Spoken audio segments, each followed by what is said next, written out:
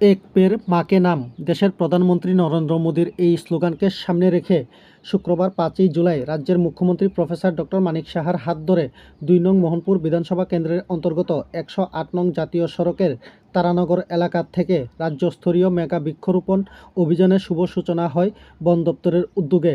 শুক্রবার এই কর্মসূচির মধ্য দিয়ে 5 মিনিটে 5 লাখ বৃক্ষরোপণ করা হয় গোটা রাজ্যব্যাপী।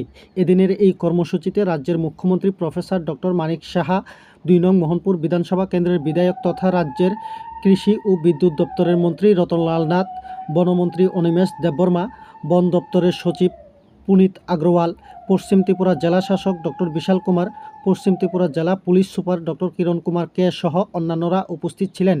এদিনের এই কর্মসূচির মধ্য দিয়ে রাজ্যের মুখ্যমন্ত্রী প্রফেসর ডক্টর মানিক সাহা রাজ্যের বনাঞ্চল রক্ষার্থে বন দপ্তরকে বার্তা দেন বনদস্যুদের বিরুদ্ধে কঠোর ব্যবস্থা গ্রহণ করার।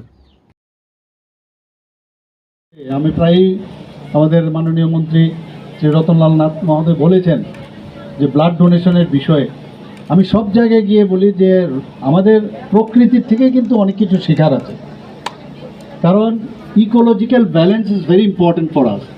আমরা এই ভারসাম্য রক্ষা আমাদের প্রতিনিয়ত আমাদের করা উচিত। ইমব্যালেন্স হলেই মুশকিল। একটা বাইসাইকেল চালাতে গেলে এই ব্যালেন্স করে যদি আপনি বাইসাইকেল চালাতে পারেন নিজের জীবন যুদ্ধেও, তাহলে কিন্তু গাড়ি সাইকেল চালাতে পারবেন, আদারওয়াইজ আপনার কিন্তু অ্যাক্সিডেন্ট হয়ে যাবে, পড়ে যাবে না। তো এদের তো অনেক কিছু শেখার আছে। রক্তের কোনো ধর্ম হয় না।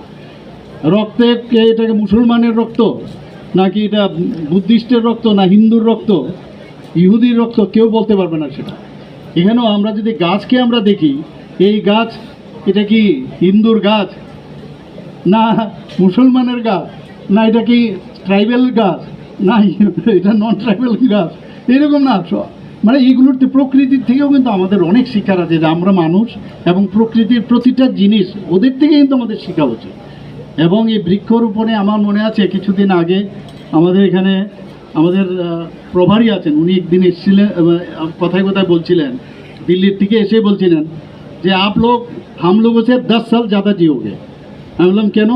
বলে দিল্লির যে অবস্থা আমাদের মনে হচ্ছে এখানে বেশি দিন, এত পলিউশন ওখানে, মানে সেই তুলনায় ওনারা এখানে এসে মনে হচ্ছে যে পিওর অক্সিজেন যাকে বলে সেই অক্সিজেন ত্রিপুরাতে এসে এত আমাদের চারিদিকে গাছপালা দেখে ওরা অভিভূত, সবাই ভালোবাসে।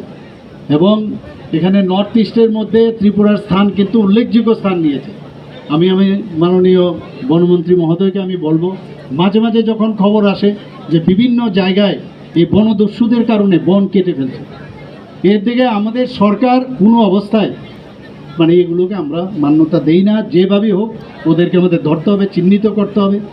এখানে ফরেস্টের অফিসারগণ আছেন, আমি বলছি ওনাদেরকে, এটাকে কোনো অবস্থায় কিন্তু আমরা সেটাকে মেনে নেব না। আমরা এর দিকে আমরা নজর দেব।